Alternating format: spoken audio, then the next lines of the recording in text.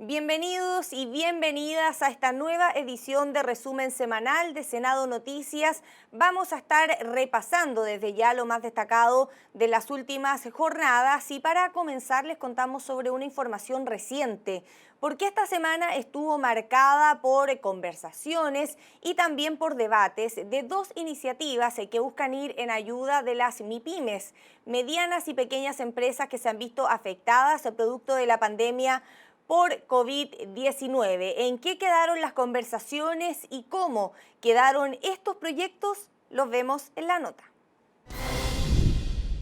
Semana de buenas noticias para emprendedores y emprendedoras. Es que después de muchos meses siendo los principales afectados por la crisis económica en el país, están cada vez más cerca de acceder a una serie de medidas que buscan entregarle alivio financiero y apoyar su liquidez.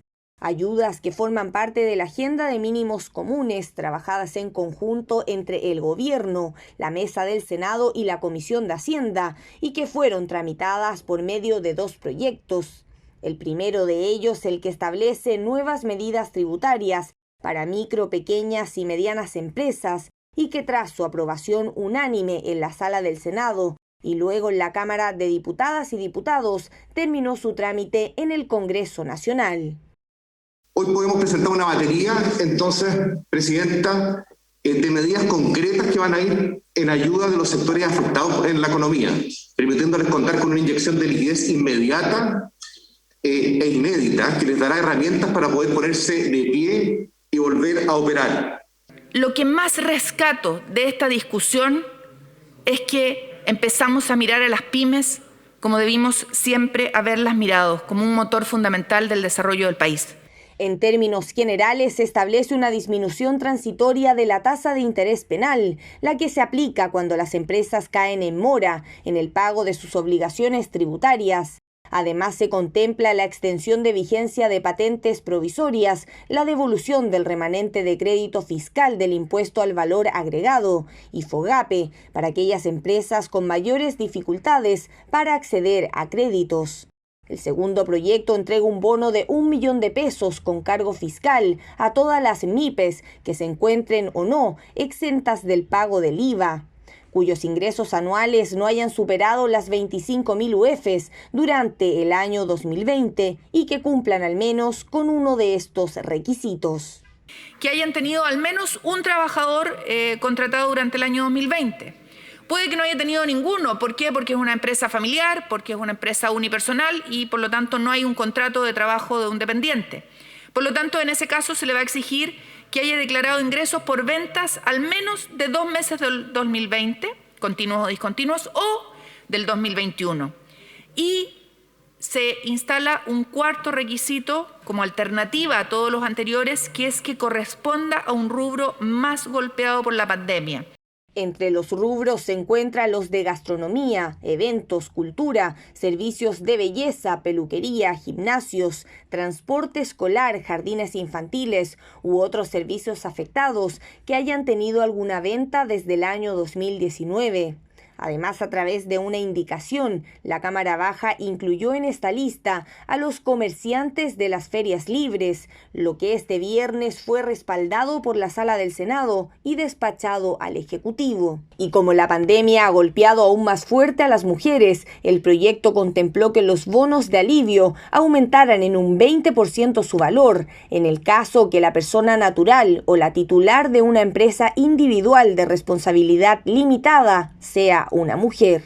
Ahora solo queda la redacción del reglamento final y lo más importante, que empiece a llegar esta ayuda a las pymes que la necesitan con desesperación. Esencialmente, cuando aumentan las cuarentenas. Se espera que estos proyectos beneficien a más de 700.000 MIPES de nuestro país a través de una inversión de $3.200 millones entre aportes directos y subsidios.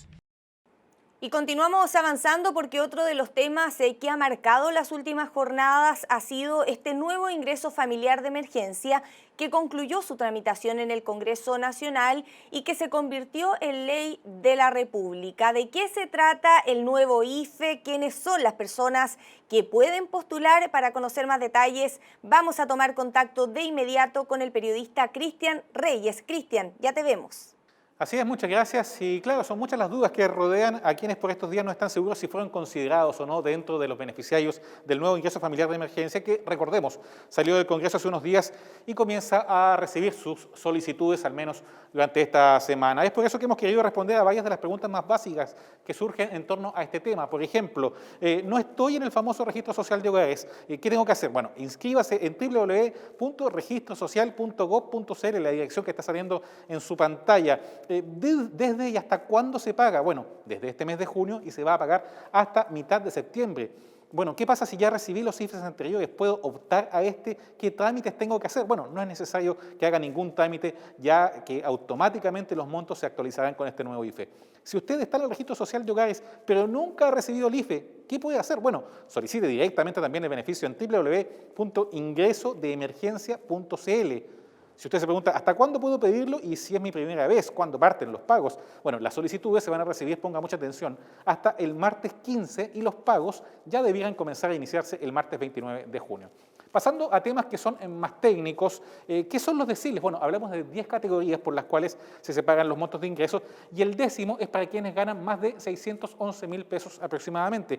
¿Qué pasa si estoy en ese decil? ¿Puedo acceder igualmente a este beneficio? Bueno, eso sí, pero tiene que percibir también menos de 800.000 pesos.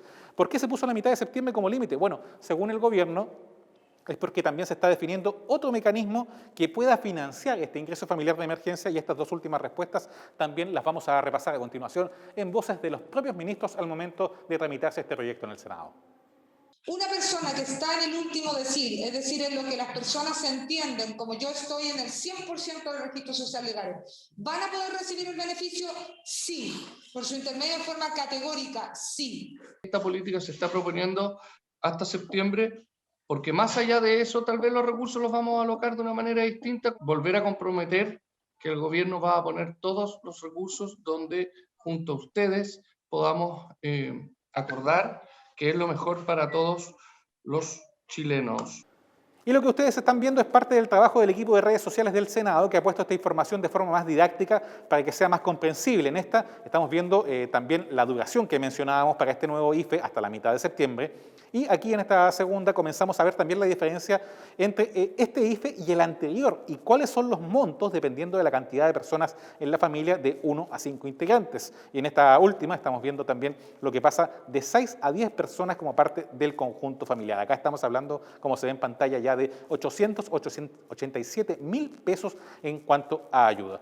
Por supuesto que políticamente también hubo evaluaciones sin celebraciones porque este es un tema sensible y admitiendo que incluso transversalmente, independiente del sector político, se apelaba incluso a un poquito más. No vamos a celebrar. Estamos conscientes de que el trabajo unitario ha logrado mejorar los niveles de ayuda a las familias, pero también con mucha claridad entendemos que este trabajo no ha concluido. Con toda honestidad, a nosotros nos hubiera gustado que hubiera sido un proyecto más completo. Valorábamos lo que plantearon los diputados de la UDI, de aprender de las lecciones del pasado y dejarlo claro que este fuera hasta diciembre de este año. Se logró hasta septiembre, la mitad de septiembre, pero gracias a ello, por lo menos, se dio la facultad al gobierno para extenderlo a diciembre en caso que sea necesario. Aprovechamos de invitarlos también a que repasen lo que están viendo en pantalla, material explicativo sobre los beneficios a las pymes y también las microempresas que están igualmente disponibles en las redes del Senado para que usted pueda conocer más respecto a este proyecto que también pasó por la sala del Senado. Ya lo saben entonces, IFE universal asegurado para el 90% de quienes están en el registro social de hogares y el 10% que deberá declarar sus ingresos per cápita, como les decía, inferiores a 800.000 pesos. Se estima que al menos 7 millones de hogares están contemplados para poder tener este IFE, y con ello estaría llegando a un alcance aproximado de 15 millones de chilenos y chilenas. Eso es todo al menos lo que podemos resumir en cuanto a las preguntas y las dudas más frecuentes al momento de pensar en este nuevo ingreso familiar de emergencia. Adelante ustedes. Muchas gracias, Cristian, por este completo informe. Y nosotros continuamos avanzando y ahora cambiamos totalmente de tema, porque 2 sesiones ya ha tenido la Comisión de Minería en el marco de la tramitación del proyecto de royalty minero, que recordemos fue despachado recientemente desde la Cámara de Diputadas y Diputados. Revisamos todos los detalles en el siguiente informe. La creación de una compensación para el Estado chileno a partir de la explotación de la minería del cobre, el litio y de todas las sustancias concesibles es lo que busca el proyecto de ley que ya inició su segundo trámite en el Senado. El llamado royalty minero sería equivalente al 3% del valor de los minerales extraídos. Según la iniciativa, el 25% de la compensación deberá destinarse a un fondo de convergencia regional, integrado por aquellas regiones en las que se realice la explotación minera. Esta condición y esta posición de ser un país rico en minerales, líder mundial en la producción y reservas de cobre, de nitratos naturales, de litio, de yodo, grandes reservas de plata, de oro, molibdeno, entre otros metales, sea una condición que nos permita generar una posición de desarrollo, pero de desarrollo de los territorios distinto a lo que se ha venido dando en nuestro país. Respecto al desarrollo de los territorios, yo comparto plenamente lo que dice nuestra presidenta. La minería, en el fondo, no le ha dado a los territorios, a las regiones o a las mismas comunas la posibilidad real del desarrollo que ha tenido justamente esa actividad. Por lo tanto, yo era partidario que tenemos que buscar un sistema de que queden las regiones o las provincias que de alguna manera le están entregando todo este beneficio al país. El 75% restante del royalty minero irá directamente a financiar proyectos que contemplen medidas de reparación, mitigación o compensación de los impactos ambientales provocados por la actividad minera en las comunas en las que se encuentren los yacimientos. De esta parte, también podrán financiarse obras de desarrollo de infraestructura crítica e infraestructura digital en las regiones donde se realice la explotación minera, o a inversión en infraestructura o programas de investigación en universidades estatales cuya casa central y rectoría se encuentren emplazadas en las regiones mineras. Del monto total recaudado por concepto de royalty, hasta el 3% será destinado a contribuir al financiamiento de los proyectos que el Ministerio de Ciencias ejecuta en relación al desarrollo científico, de investigación aplicada y capacitación de recurso humano avanzado. La idea que esta discusión del royalty sea más bien la visión de un ecosistema de cómo la minería o cómo los recursos naturales no renovables pueden ser parte del chasis para el desarrollo renovable de Chile, del futuro de Chile. Estamos frente a un tema complejo, porque tenemos en la ley anterior una invariabilidad tributaria y depende la empresa, depende el año con que eso en definitiva vaya a ser efectiva. Por lo tanto, hay un compromiso internacional y de nuestra legislación respecto a ese punto, y por lo tanto no podemos vulnerar eso. Otra de las disposiciones del proyecto es que en caso de que el cobre suba de precio, opera un mecanismo progresivo para obtener una compensación adicional a partir de los $2 la libra. Esto último sería destinado para financiar una renta básica universal de emergencia en el marco de la pandemia. Esta compensación no será exigible a aquellos explotadores mineros cuyas ventas anuales no excedan el valor equivalente a las 12.000 toneladas métricas de cobre fino. En cuanto a los contratos vigentes por arrendamiento y explotación del litio, se aplicará la compensación si es que esta es mayor a lo establecido en los acuerdos a los que llegó el Estado de Chile a través de la Corfo. Y listo para ser analizado por la Sala del Senado quedó el proyecto conocido como Ley Dominga, una iniciativa que busca brindar el acompañamiento necesario para aquellos padres y madres que han sufrido la pérdida de un bebé en periodo de gestación. ¿De qué se trata el proyecto y cómo llega a la Sala del Senado? Lo vemos en la nota. En ningún momento tuve una contención, un abrazo, nada, y estaba completamente sola. Mientras me operaban por cesárea porque no me podían inducir el parto, Yo escuchaba cuando nació la Dominga y decía, la guagua se pesa igual, se mide igual, como que mi bebé no tenía derecho a nada. La historia de Araceli es solo uno de los casos de madres y padres que han sufrido la muerte de un hijo o hija en gestación. En un corto periodo de tiempo tuvo que enfrentar la pérdida de sus 2 hijos estrella. A la última la llamó Dominga, quien falleció a las 36 semanas de embarazo. Asegura que no recibió la atención oportuna, acompañamiento ni contención. Una experiencia dolorosa que la llevó a impulsar la ley Dominga, con el fin de ayudar a otras familias. No me podía levantar y ustedes, sin darse cuenta, me dieron ese empujoncito para que yo esté de pie hoy día aquí con ustedes. Pero es el mismo empujoncito que necesitan todas las mamás para poder salir adelante. Necesitamos ayuda. Yo ya lo viví, pero yo no quiero que nadie más pase por esto, que tenga un mínimo de respeto, de humanidad, de empatía. Un 61,2% de las mujeres sufren trastorno de estrés postraumático. El trastorno de estrés postraumático no es solamente el choque inicial. El trastorno de estrés postraumático es una enfermedad mental. Es algo que a ti te puede llevar a depresión severa, ¿ya? A trastornos ansiosos. Hay muchísimas mujeres y también hombres, padres, que viven esta situación. 1 de cada 4 mujeres embarazadas deben enfrentar la muerte de su hijo o hija en periodo de gestación.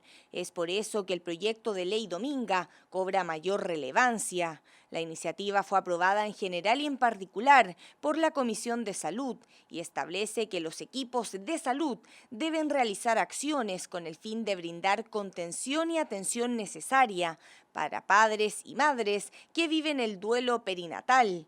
Otorga un permiso especial para el caso de trabajadores o trabajadoras y la creación de un protocolo de acción para establecimientos públicos y privados. Esto claramente requiere voluntad y por eso es que yo agradezco que este proyecto sea transversal y agradezco también la compañía del Ministerio de Salud en esto. Se ha establecido una mesa de trabajo anterior a que comenzara la tramitación de este proyecto también. Como le digo, este proyecto viene aparejado de un trabajo anterior con el Ministerio de Salud y espero que aquí también se pueda cumplir ese compromiso que se hizo anteriormente. Mujeres y hombres también, madres y padres, que viven una situación que, tal cual como decía Pamela, ha estado invisibilizada. Nosotros hemos dado algunos pasos, ¿no es cierto?, en términos de reconocimiento del permiso laboral, que además se modifica en este proyecto, y creo que nos tenemos que hacer cargo con celeridad. El proyecto, impulsado por las senadoras Marcela Sabat, Carolina Goich, Ena von Baer y Rabindranath Quinteros, ahora deberá ser analizado por la Sala del Senado. Y en una nueva sesión de la Comisión de Hacienda, el Banco Central entregó detalles del nuevo informe de política monetaria correspondiente al mes de junio del 2021. En la audiencia, el ente emisor entregó detalles de este informe y señaló que se proyecta un crecimiento económico para nuestro país, algo muy distinto a la que se anunció durante el mes de marzo en el primer informe de este año. Reducción en los índices de desempleo, más inversión y aumento de la producción en nuestro país. Parte de un panorama alentador en el que pensamos cuando se habla de crecimiento económico y que ilusiona frente a las últimas estimaciones del informe de política monetaria que el Banco Central presentó esta semana a la Comisión de Hacienda del Senado. De proyectar un crecimiento anual de entre un 6 a 7% en marzo, el ente emisor sorprendió al anunciar que con los datos monitoreados durante este primer trimestre, ahora esperan uno que fluctuaría entre el 8,5 y 9,5%. De concretarse esas estimaciones, estaríamos frente al crecimiento más grande del país desde 1995. Pero ¿cómo se explica esta recuperación de la macroeconomía chilena estando aún inmersos en una pandemia mundial? Los retiros de los ahorros previsionales y las masivas transferencias fiscales han sido un determinante fundamental del dinamismo del consumo privado que ha liderado el alza de la economía. O sea, aumento significativo en las cifras de consumo e inversión fomentado por los retiros de los fondos previsionales y los aportes entregados por el Estado, como el IFE. Pero además, la capacidad de adaptarse a la pandemia que han tenido las empresas de algunos sectores productivos del país, por lo que las cuarentenas ya no suponen necesariamente bajas en las ventas, como sí ocurría en este mismo periodo el año pasado. Pero ojo, pese a que la recuperación económica está siendo rápido en lo macro, aún hay muchas heridas dejadas por la pandemia que el mercado tiene que curar. En términos laborales, por ejemplo, la crisis tuvo un impacto desproporcionado sobre las mujeres, que perdieron más de 930.000 puestos de trabajo entre febrero y julio de 2020. Parte de este efecto se explica por el lado de la demanda laboral, dado que el shock generado por el COVID-19 y las restricciones sanitarias incidieron más fuertemente sobre sectores como los servicios personales, el comercio, los restaurantes y hoteles, que son más intensivos en el empleo de mujeres. La inflación se mantiene alta, con una variación anual del IPC que se elevó a 3,6% en mayo y seguirá subiendo durante el año, proyectando que para diciembre sea de 4,4%. Aunque el Banco Central aclara que evoluciona acorde con lo esperado y también estima que en la medida que el impulso fiscal y monetario vaya normalizándose, en los próximos 2 años la inflación podría volver a la barrera del 3%. Sin embargo, las expectativas del ente emisor para este 2022 y 2023 no son tan optimistas. El 2022 se esperaría un crecimiento entre el 2 a 3%, y el 2023 la expansión sería entre 1,75 y 2,75%. Las y los senadores manifestaron su preocupación frente a estos indicadores que podrían seguir repercutiendo en los bolsillos de las familias. No podemos dejar de mirar lo que pasa con las familias para tomar las decisiones en materia económica. Y obviamente en las proyecciones que hay del PIB 2022-2023, que son más bien bajas, eso va a dificultar la recuperación del empleo, que es por lo demás lo que nos han dicho todos los economistas, que la recuperación económica va a ser rápida desde el punto de vista de los grandes números, pero no así en el empleo.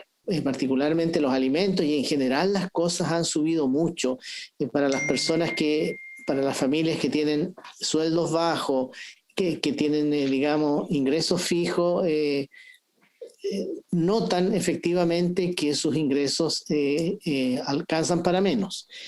Hay factores de incertidumbre fuerte. A mí, lo comentábamos antes de empezar la sesión, el informe me parece como súper optimista en el diagnóstico, pero después vamos de a poco aterrizando. La siguiente muestra del Banco Central será en septiembre para abordar la evaluación de estas políticas monetarias.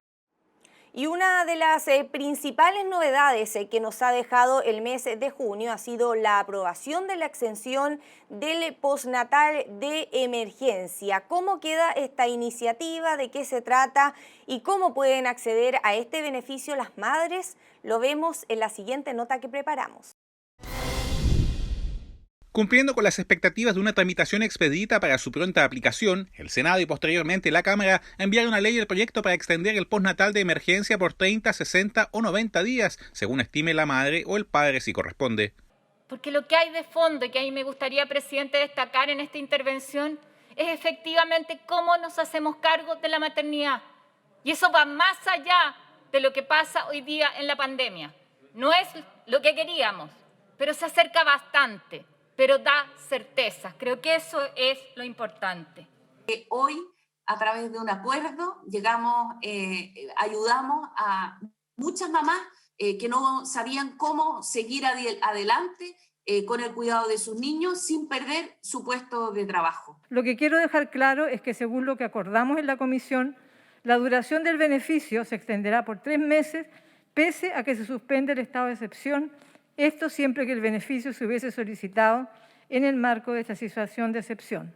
Entre los parlamentarios, especialmente las senadoras, se valoró la implementación de esta medida como parte de la agenda de proyectos con énfasis social en medio de la pandemia. Sin embargo, los 37 votos a favor en sala fueron matizados con la abstención del senador Alejandro Navarro, quien discrepó con que las madres profesionales en sus empleos y que perciban más de 1 millón de pesos de sueldo vean reducida su renta, aspirando solo al 70% de su ingreso si quieren optar al beneficio. Lo más grave es el proceso de discriminación. Creo que hay un castigo a la maternidad de las mujeres profesionales que se han atrevido a incursionar en el mundo del trabajo, a disputar los mejores sueldos, a disputar cargos en los cuales hemos impulsado la paridad de género. Si bien es un sueldo que está por sobre el promedio nacional, quiero señalar que representa un castigo a la maternidad de las madres profesionales. Y esa es una situación que se debe revisar. Efectivamente, si bien esta nueva extensión del postnatal de emergencia tiene una perspectiva universal, abarcando a las madres del sector público, dependientes del sector privado e independientes, garantiza el 100% del ingreso a quienes perciban menos de 1 millón de pesos de renta, pero esa cobertura llega a 70% para las madres que excedan este monto, las que también podrán elegir entre recibir el millón como piso. Una vez que la Cámara ratificó el paso a ley del proyecto, desde el Senado se valoró el aporte de esta iniciativa para las familias. Ha sido una larga espera para las madres trabajadoras, pero ya tenemos segunda extensión de postnatal para mujeres que ya no tendrán miedo de perder sus trabajos por no tener con quién cuidar a sus hijos. Esperamos seguir con perspectiva de género en la reactivación económica que viene y establecer políticas públicas permanentes que resignifiquen el rol de la maternidad en la sociedad.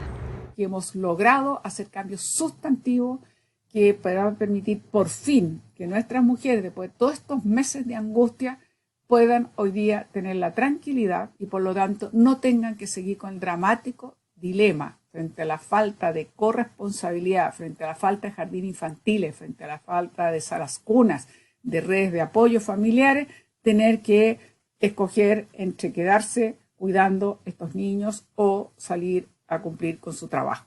Entre sus características, la nueva ley apunta que las funcionarias del sector privado se pagarán a través del Fondo Solidario de la AFC, mientras quienes sean del sector público recibirán el pago directamente desde su empleador, entendiéndose como meses trabajados y extendiendo el fuero por el periodo que dura este beneficio. El nuevo postnatal de emergencia regirá durante la vigencia del estado de excepción constitucional, el que si bien vence a fines de junio, podría prorrogarse por otros 90 días si así lo decreta el presidente de la República y lo ratifica posteriormente el Congreso Nacional. Y luego de un amplio trabajo que realizó la Comisión de Minería, el proyecto de ley de protección de los glaciares vuelve a la Comisión de Medio Ambiente para continuar con su tramitación acá en el Senado. Todos los avances de este proyecto se lo contamos en la nota. Para muchos son las reservas de agua más importantes para la humanidad y Chile tiene en su territorio más del 80% de los glaciares a nivel sudamericano. Es el motivo más importante para ir en la búsqueda de su protección y la fórmula ha sido un proyecto de ley. Luego de casi 2 años en la Comisión de Minería y Energía, se votaron los aspectos en cuestión, por lo que el texto aprobado dio un importante paso al volver a la Comisión de Medio Ambiente, que continuará la tramitación en particular de la iniciativa, cuya idea de legislar ya fue aprobada por el Senado. En la última sesión se aprobó lo relativo al catastro, que además de incluir a los glaciares, incorporará al ambiente periglaciar y al permafrost. El catastro de los glaciares, del ambiente periglaciar y del permafrost se realizará mediante el inventario público glaciológico a cargo de la Dirección General de Aguas. Y antes de seguir, quizás déjenme hacer una primera precisión ahí. El inventario público glaciológico es una definición amplia. Hoy día lo que existe en la DGA es un inventario público de glaciares. Se incorpora lo que nosotros hemos venido planteando, de que tienen que estar claramente establecidos y catastrados no solamente los glaciares de roca y glaciares blancos, sino también todo el ecosistema glaciar, particularmente la cuenca glaciar, en la zona periglacial y la zona de permafrost. Entre las novedades está que en los glaciares se permitirán las investigaciones científicas, las actividades deportivas y el turismo sustentable. Por otro lado, existirá prohibición absoluta de realizar minería o cualquier actividad industrial en glaciares, ya sean blancos o rocosos. Uno de los nudos del proyecto era qué pasaría con el ambiente periglaciar, que permite conservar estos cuerpos de agua congelada. Aquí se acordó que los proyectos actuales y futuros serán sometidos a un sistema de evaluación de impacto ambiental reforzado y calificado, el que tendrá un efecto retroactivo. El proyecto también incorpora sanciones penales para los ejecutivos de las empresas que no cumplan con la normativa. Y el proyecto que suprime la causal por conducta homosexual en el divorcio por culpa fue respaldada en la sala del Senado. Ahora deberá continuar con su tramitación en segundo trámite constitucional. Son diversos los casos que motivaron la presentación de una moción parlamentaria impulsada por un grupo de senadoras y que pretende suprimir la causal de conducta homosexual en el divorcio por culpa. El proyecto fue analizado previamente en la Comisión Especial de la Mujer y concluyó su paso por el Senado tras su aprobación en la sala. Entonces, esta causal ha sido utilizada no solo entonces para que proceda un divorcio, sino incluso cuestionando las competencias maternales, en este caso de Paula, lo que también ha sido un caso bastante conocido, como fue lo que ocurrió con la ex jueza Karen Atala. Y por eso creo que ya es hora que terminemos con este tipo de discriminación y prácticamente no cumple el estándar que significa internacional en nuestros compromisos. Este es un proyecto simple, pero sumamente relevante porque termina por resolver una de las desigualdades y las discriminaciones que permanece vigente en la legislación civil. La conducta homosexual, como ha dicho también el ministro de Justicia, no constituye por sí sola una premisa fáctica de la terminación del matrimonio a través del divorcio por culpa, porque no cumple con la lógica inherente a este divorcio, de modo que su concreción resulta discriminatoria, por cierto, e innecesaria. El divorcio por culpa es el que permite terminar con el matrimonio cuando uno de los cónyuges incurre en conductas que son jurídicamente reprochables en el incumplimiento de los deberes que contempla dicha unión. En esa línea, la moción de las senadoras Isabel Allende, Adriana Muñoz, Jimena Rincón, Yasna Proboste y Marcela Sabat busca suprimir la conducta homosexual cuando se trate de las causales, algo que ha sido catalogado como una norma discriminatoria. Ninguno de los deberes matrimoniales contemplados en la legislación civil impone un actuar que se oponga expresamente a la conducta homosexual, razón por la cual esta causal no puede ser de incumplimiento de algunos de dichos deberes. Y enseguida, podría alegarse que la conducta homosexual es contraria a los deberes de fidelidad, lealtad o cohabitación. Pero en este caso no se entiende por qué se hace mención con este fundamento solo a la conducta homosexual, en tanto estos deberes pueden ser quebrantados igualmente a través de conductas heterosexuales, lo cual demuestra que hay obviamente en esa disposición un sesgo de discriminación, de diferenciación arbitraria. El proyecto ya fue despachado a la Cámara de Diputadas y Diputados, donde deberá cumplir con su segundo trámite constitucional. Y ahora le contamos que en 2 jornadas se realizó un encuentro donde se abordaron varias materias relacionadas con el teletrabajo, con el género y también con el impacto que ha tenido la pandemia por COVID-19 en estas diversas áreas. Más detalles sobre este seminario se lo contamos en la siguiente nota. Desde la Comisión de Trabajo del Senado, el Ministerio de la Mujer y la Equidad de Género, la Subsecretaría del Trabajo y la OIT, conforme al nuevo escenario que atraviesa el mercado laboral en momentos de pandemia y tras el primer año de la ley de teletrabajo, celebraron 2 jornadas de diálogo, dando la partida a un ciclo de conversaciones en torno a las distintas miradas que rodean la actualidad en esta área. Lecciones y desafíos post-pandemia para el teletrabajo con perspectiva de género y la implementación de la ley de teletrabajo con su impacto diferenciado en hombres y mujeres fueron los primeros conversatorios que contaron con la participación desde el mundo social y autoridades. En este año y en medio de la pandemia, por ejemplo, ¿usted es de los que en casa ayudan o siente que le ayudan en las tareas del hogar? Una pregunta donde la percepción de corresponsabilidad es del todo relevante a la hora de la respuesta. Y ahí es parte también de lo que tenemos que eliminar de nuestro vocablo, la palabra ayudar. Aquí no necesitamos que los hombres ayuden a las mujeres en la casa, sino que se repartan equitativamente, porque si uno habla de ayudar, quiere decir que la labor principal la tiene otro.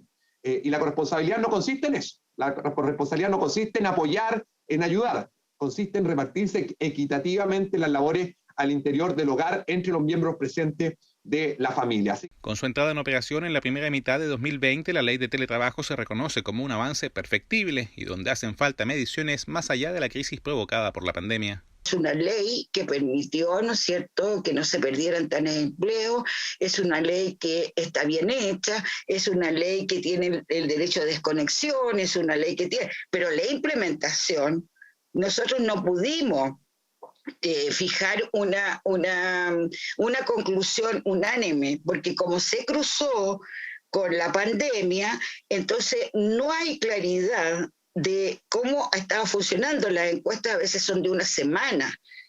Estamos en un proceso difícil, pero también no imposible, y yo creo que mientras los empleadores vayan también ellos asumiendo que pueden dar posibilidades, que no se puede cerrar solamente a lo que la ley dice, de poder apoyar, de poder ayudar, y no ser tan irrestrictos en el contexto del respeto a los derechos laborales, en este caso de las y los trabajadores. La norma prevé varias cosas. Como dice Julia, probablemente deja muchos vacíos.